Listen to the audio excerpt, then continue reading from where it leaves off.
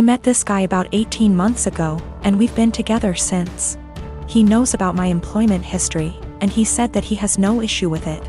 Though he did ask me to tell his family the white lie I occasionally use on my CV and stuff, which is that I was a waitress.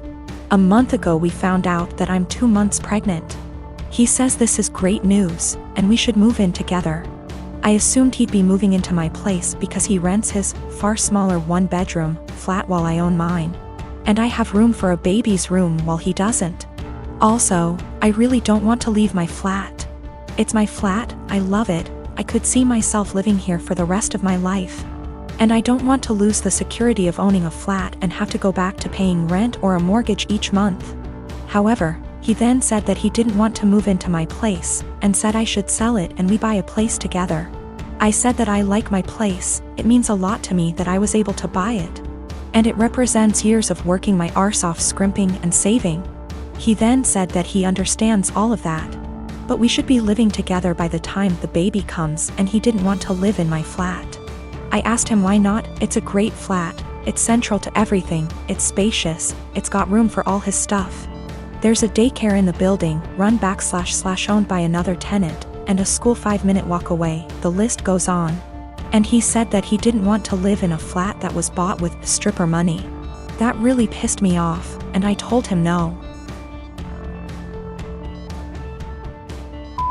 Why am I selling my flat, and that he never had an issue with my stripper money paying for this flat before now? I said I wasn't giving up the security of owning a home for someone who tries to make me feel ashamed about something I don't feel ashamed of. He said that his point is if I sold the flat then we could get a new place with the money from the sale. I said, wouldn't that still be stripper money? And he said that's different, and I asked how. He then said he was going back to his place because I can't talk to you when you're in this state. He's gone back to his flat now, and he's texted me saying I'm overreacting / irrational, and I need to think of this realistically, rather than emotionally.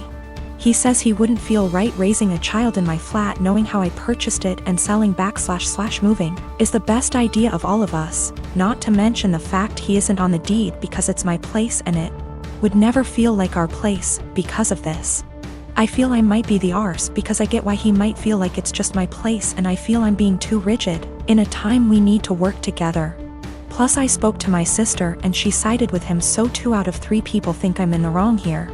I dumped him. There was a whole conversation, and during the conversation he said he didn't want to be a parent if I wasn't willing to do everything he wanted, including sharing a house back / deed, plus staying together.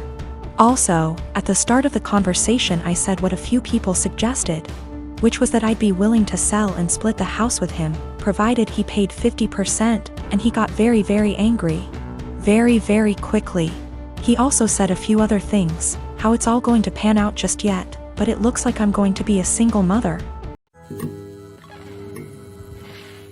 My husband, Jonah, passed away unexpectedly a month ago from a stroke. I don't want to get specific about that part, it's the worst pain I've ever felt in my entire life. And I'm still not sure how I'm ever going to move on. We were married for 5 years, together for 7. The past 2 years we've been trying for a baby, but we're just getting to the point of considering IVF when he died. Jonah had a close friend in high school named Marjorie. Marjorie also ended up going to the same university as he did, and they spent a lot of time together during those college years. Jonah said that he liked Marjorie's company, but never felt anything beyond friendship with her, which I totally believe. Jonah dated other women during that period, but told me that several times Marjorie hinted that she wanted him to ask her out. She also joked about wanting him to be her plan B in case she didn't meet someone and get married by 30. By the time I'd started dating Jonah, he had moved a couple hours away from his hometown, and Marjorie. Despite this, Marjorie immediately began finding excuses to come to our town and hang out, which usually involved her encouraging us to go drinking, and then her passing out on the couch at Jonah's apartment.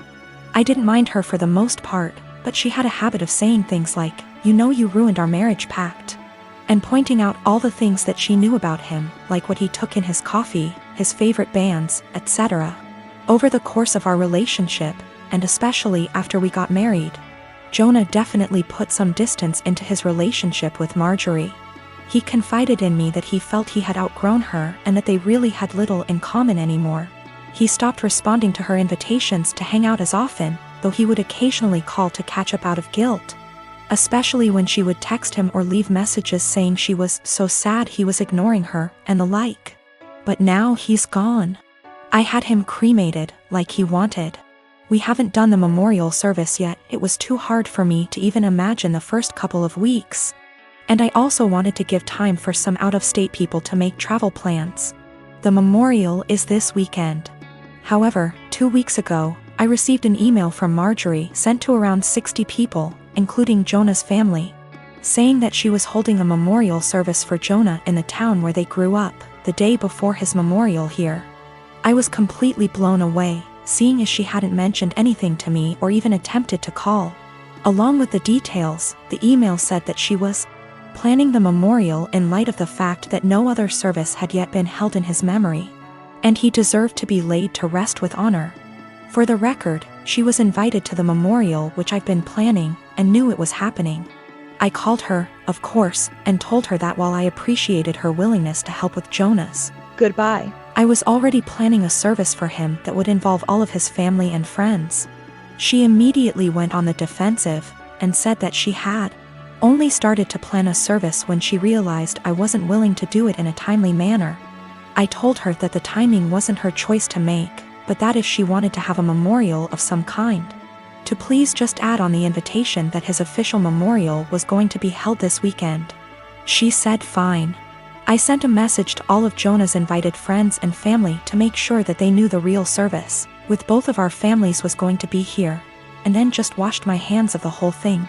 This week I received a message on Facebook from Jonah's cousin, saying that Marjorie, who has apparently blocked me on Facebook, created an event for Jonah's official memorial service, her memorial, and invited everyone she possibly could.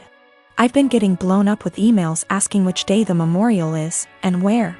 I'm honestly furious. I don't have the emotional energy to deal with this. I ended up putting a post up on my wall, reiterating the date of his service here, and asking people to please share it. Thankfully, I think the older members of the family don't use Facebook or email very often, so most of them haven't been confused, but a lot of people now think that Marjorie's service is the real one. I called Marjorie again, asking her to add an addendum to her event saying that his actual memorial was going to be here. She told me that Jonah would have wanted it this way, and that if I couldn't appreciate her efforts, I wasn't invited to say goodbye to Jonah. I told her that was fine, seeing as I'd already said goodbye to Jonah when I held him as he died. She hung up. Apparently she's now spreading information to her mutual friends with Jonah, saying that he was planning on leaving me because I wasn't able to conceive. She also said that we had approached her to carry a baby for us, all absolute lies. His cousin sent me a screenshot of a text where she said that Jonah always thought we would have the cutest baby together, and that angry widow doesn't understand how much he wants children. I'm at a loss as to what to do. I don't care what she says about me, but she's now tarnishing my husband's memory, especially saying that he wanted to divorce. Jonah would never have left me, and anyone that knows him at all knows that we were committed to each other above all else. I need to figure out how to tell this woman to off without encouraging her to spread more lies. And I also want to just forget the whole thing and crawl in bed and never get up again. I and my husband tried for 5 years to get pregnant. Testing eventually revealed I have eggs of steel, and without medical help I'll never get pregnant. So that's what we did. Gave our samples, 1 petri dish, and 9 months later I have 2 beautiful fraternal twin boys, Jack and Adam. Thing is, Jake has a condition, without going into detail, requires a shot once a week. Once he is older he can take pills. I went back to work and mother-in-law offered to watch the babes. She's wonderful. I trust her 100%. They were 9 months. Now 16 months. During this time she would give his injection as we had a schedule. 10 a.m. before snack and nap. Worked very well until a month ago when she gave the shot to the wrong kid. Now they may be fraternal, but they look identical. I'll be honest, my husband and I even mix them up sometimes. Everyone does. She immediately noticed her mistake, called 911, and they were transferred to hospital. By the time I got there, Adam had been given the reversal agent and they were both happily sipping on juice, loving the attention. We went home the same night, told to push fluids. He was never in danger. It's a very slow-acting medication that, at worst, would have given him diarrhea in a few days. Mother-in-law was beside herself. I tried to ease her worry, but she refused to babysit, so to daycare they went. This daycare has a nurse cause some of the kids have medications, so she knew what to do, but the worry of mixing up the kids was a valid concern, and they would not keep name tags on. Doctor recommended a medical tattoo. Explained they tattoo a freckle, no bigger than the end of a pencil eraser, on an area of skin that's easily seen while the child is under mild sedation, similar to dental offices. Because of the area, it usually fades in 2 to 3 years, but by then they should have developed more personal features, and may not need it redone. So after discussion with my husband, we did it. He has a 2 mm brown freckle on his earlobe. From entering the office to leaving it took 30 minutes. Never felt a thing.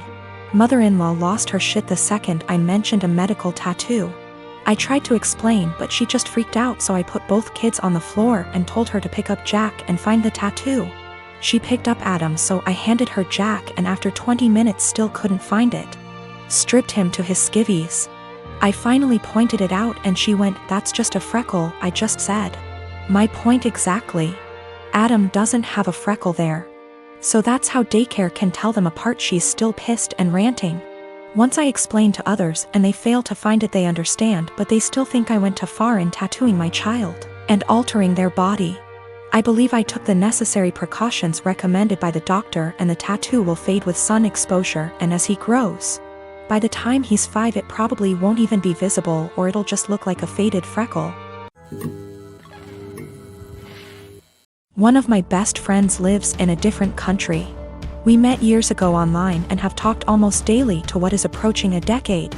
We have both flown back and forth once or twice a year to see the other and hang out, and we've always been there for each other's big moments. She found out last year that she is expecting her first child, and it was amazing news for us all. I was so happy for her to start the family I know she's always wanted with her husband. She came to visit a few months into her pregnancy and asked me to be the baby's godmother. I was over the moon. While we live an 8-hour plane ride from each other.